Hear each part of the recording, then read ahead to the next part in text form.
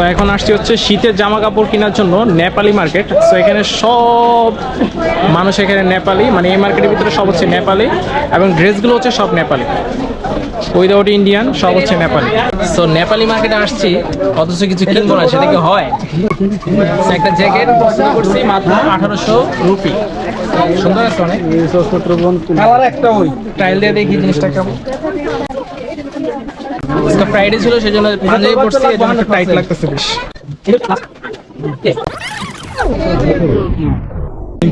ঠিক আছে, so friends finally কিনে ফেললাম মাত্র 1850 টাকা।